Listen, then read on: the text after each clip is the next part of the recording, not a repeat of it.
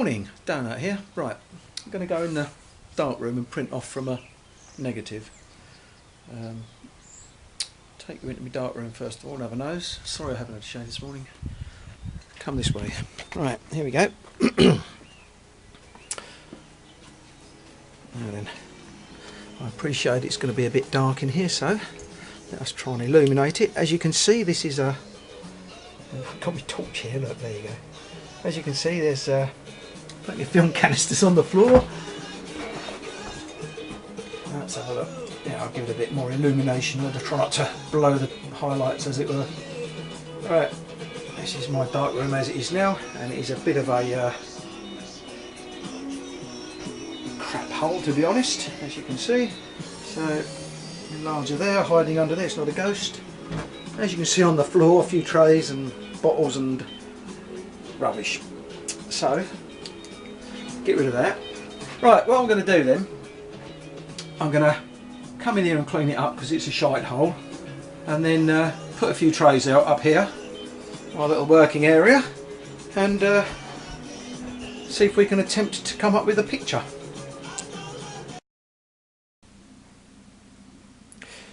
Right, just come in. I've got my bottles at the garage where they sleep, and as you can see, I've got in my hand here the developer. And what I'm going to do, I'm just going to pour some of that down the sink because I haven't used this for a long time. So let's have a little look, see what colour it looks like. As you can see, it looks like the cat's had a go in the bottle, or someone. If it's that colour, don't use it. So what I'm going to do, get rid of that, and make up some more solution. Right, I'll rinse that out properly. Right, all I've done is just remixed some paper developer up, not to be confused with film developer, of course, which is different. So as you can see there, for multi-grade paper developer, and that's mixed up 1 part developer to 9 parts water, and just put back into the black container there. Now you might be thinking, look, he's got chemicals, he's in the kitchen there, his wife might come home, say, and prepare some food on there or have some toast or something, and then, you know, eat it and then drop dead. Well, don't worry at all about that. She's well insured. Right, into the darkroom then. Now, as you can see there, that's the enlarger I'm going to be using. Very basic enlarger. It's got no timer on it, so I'll have to manually do that from the switch you can see on the yellow cable there. So I'll be timing it myself and turning it on and off when I feel it needs to be done. Paterson enlarger in the way there. So that basically is where I shall be initially exposing the paper. I actually keep the paper down underneath, under that piece of board, and in the box is where I keep the paper, and I'll pull out a few sheets at a time and use. So that is what I suppose you'd call the dry side. The white light obviously will have the red cap over it so the paper doesn't get exposed. And then coming around, small divider, and I've laid out 4 trays.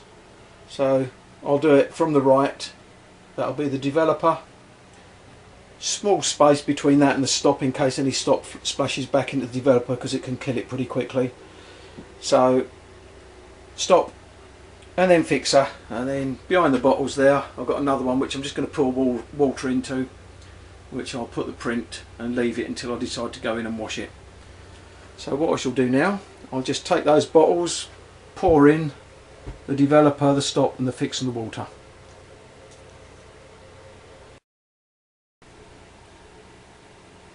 So what I've done then, I've just poured in developer, stop, fixer. Right at the end there, just plain water, and that's where I'll put the print until it gets washed. Again, with the white light there, that'll have red cap over it so it don't naff up the print. Right, over here, I've already selected the negative that I want to print from, so I'll put it up there, and there's actually 4 frames on that strip. The one I'm going to print is the one just above my thumb, Probably can't see it very well from that, but it's, I think it's a couple of Shell petrol pumps or something like that, the old style. Now, as you can see, the frame on the left is very thin, very see-through, and the other ones, as I'm moving them across there, slightly more dense. Now they look like much better negatives to print from. The one on the left is thin because it was an underexposed shot. It was actually taken down in the engine room of the HMS Belfast, and it was pretty dingy down there. Now, bearing in mind that photographic paper goes darker the more light that hits it. So if we're shining light through that frame on the left, more of the light's going to hit the photographic paper on the baseboard and therefore go darker. There's not an awful lot of information on that negative, on that actual frame. That's why when you do black and white pictures, it's always better to slightly overexpose than underexpose. If you overexpose it, you get more of a dense build-up on the negative, although it can be harder to shine the light through it from the enlarger, if you like, but at least you can actually give it more blast of light, either longer or by altering the aperture on the lens on the enlarger. So there is something, you could probably get something out of that frame on the left, but it's going to be pretty dark, pretty dingy. So basically overexpose rather than underexpose if you're going to make a cock up with your exposures whilst taking the picture. But I say the one I'm going to have a go at printing from is the one just above my thumb now. So right,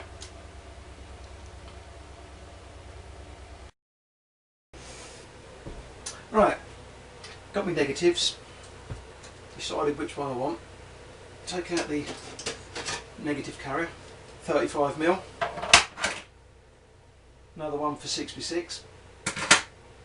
Bear in mind that the picture you see is going to be inverted, so I'll put it in upside down in the negative carrier so I can actually see what it's like up the right way. And I want one there. So carefully line it up in the carrier, which holds it tight, he says. Right, that's nicely lined up. Just bugger the dust off just in case. Back into the carrier holder, like that. Alright, and what I would do now is turn the enlarger light on, and I'll get an image on the baseboard. That's the back of an old contact sheet, which I'll just line it up on.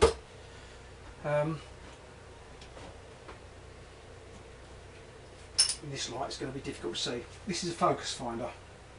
What you do, put the focus finder on the baseboard where the image is going to appear. You'll be looking down through the focus finder and then focusing with the focus control on the side. And you can actually, on some of the faster films, you'll see the grain, especially the HB5 lock I'm using, which is 400 ISO. So focus to get your image on there. Now, altering the size of the image, the knob at the back will actually raise or lower the carriage. Obviously the closer to the board the smaller it will be, and then focus, check the focus. So I don't think you're going to see an awful lot if I turn this light off here, which I will do. But what I will do is now put an image on that baseboard which I can actually look at and decide whether I'm happy with it, focus wise and size wise and everything.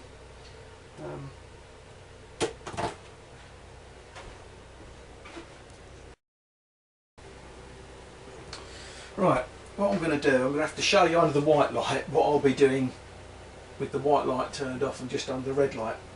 So, when the white light's out, I'll be looking underneath here and bringing out a piece of paper. Now that's just one that I'll use to do the focusing on everything. So, as you can see, done as a contact sheet. Now, underneath the lens, you've got a red filter. So put your filter across, and that lens is wide open. It's f4.5. You should just about see the image on the baseboard. It's not brilliant, but once your eyes get used to the dark, you can see it. So what I'll be doing is lining the paper up where I want it. Now, for some strange reason, no one seems to make a size of paper that takes a whole frame of 35mm.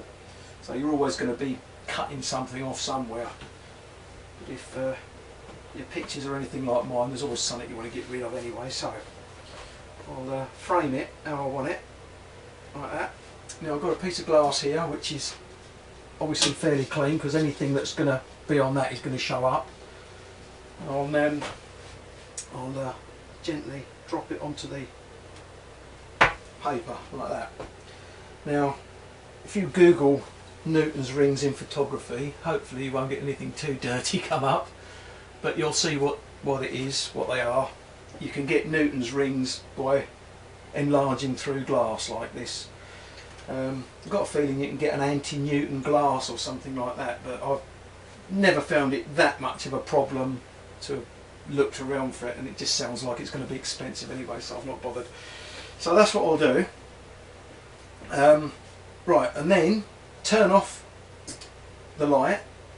You can move the filter over, and then what I'm going to do, I'm going to stop it down 3 stops. So that's f4.5 like that is, and knocking it down like that on here, 3 stops down is f11. You'll, at that sort of aperture, you won't see anything on there. Right, then what I'll do, over on the left where I've got my switch for it, I'll turn the light on, and I'll start a little stopwatch I've got, an old watch here, just to time it. So as soon as that light goes on, I'll start the timer. When I decide that it's had enough, I'll turn the timer off and the light off at the same time. And then what I'll do, I'll just put that into the developer just to see what happens. Now you can use smaller amounts, you can cut strips off, saves wasting paper I suppose, but the paper I've got, the size wise, I think it's 8.5 by 6.5 inches, and I hate the size, it's horrible, so I'm just going to waste it if I have to. So that's what I shall be doing in the dark. Just go over it again. That'll be wide open, the aperture will be f4.5 so I can see on the baseboard. Put the paper down, put the glass over it, filter out the way, stop it back down to f11, give it a blast of light for whatever I feel comfortable with, and then I'll put it in the developer and see what happens.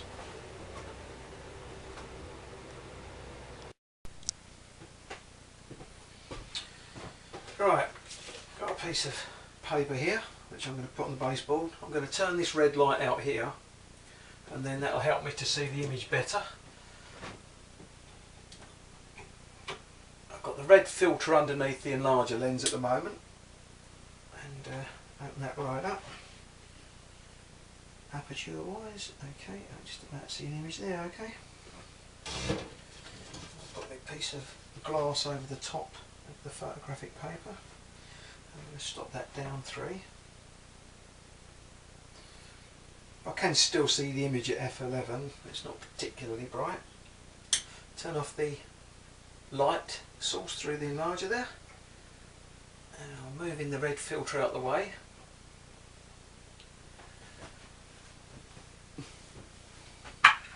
Right, now then let's have a look. I have with me, right, okay, I couldn't remember what button does the the timer on the watch. So, I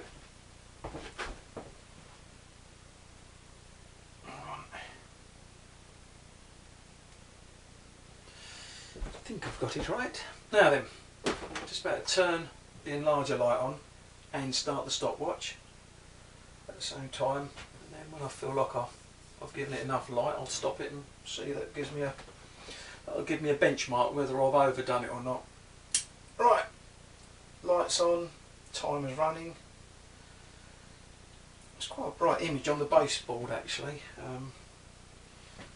don't know how long I'm giving it, but I reckon we're getting close to it now. It's a fairly even sort of negative as well. Right, I'm just hoping I've managed to work the watch properly. Let's see what. Now that's given me 20 seconds. So I've actually exposed that for 20 seconds. I'm now going to put it in the developer and see what develops. Sorry. Well, I'm not sure if you're going to see an awful lot here, to be honest. It's pretty dingy. Right, there is the exposed paper. Just drop that into the developer there. Just give it a little bit of agitation.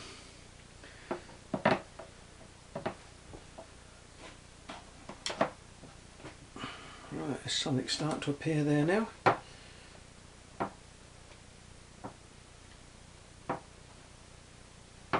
I've actually put another red light just above the tray to try and illuminate it a little bit better. But,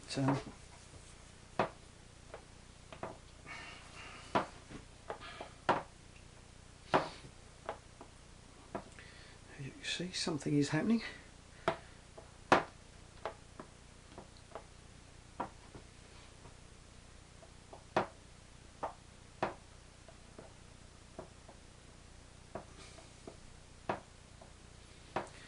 Right, now that's developed up to a certain level and it won't go any further. So what I'm going to do, I'll just pull it out from the other end that I would normally do. Just grab it by the corner. I don't know if you can see that there, can we? No, you can't see that now, can you? Okay, right, you can't actually see that unfortunately. What I'll do, I'll just move that across and drop that into the stop. Just give it a little splash in there. Now, looking at that, the dark areas do look very dark, but under a red light, if you're not used to it, you always look at the blacks and think, oh, it's gone too dark, it's gone too black. But when you get it out in the proper normal light, it's generally not as dark or black as you thought it was. So, right, that'll do for now. So what I shall do, I'll drag that out of the stop and I'll just move that. I don't think you're going to see this at all, but I'm actually dropping it into the fixer. I'll just give it a few seconds in there. Just agitate the tray a little bit.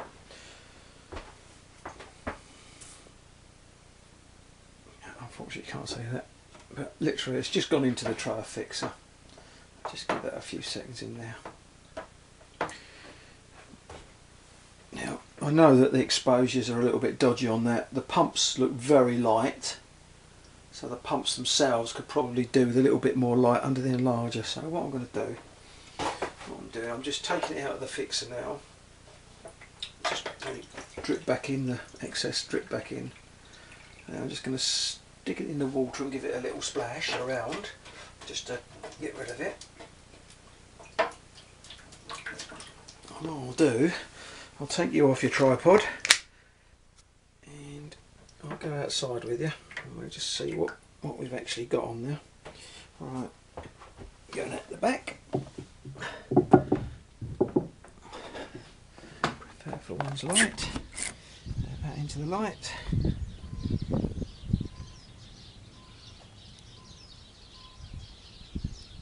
Actually, that's not too bad. What I'm going to do, hold on.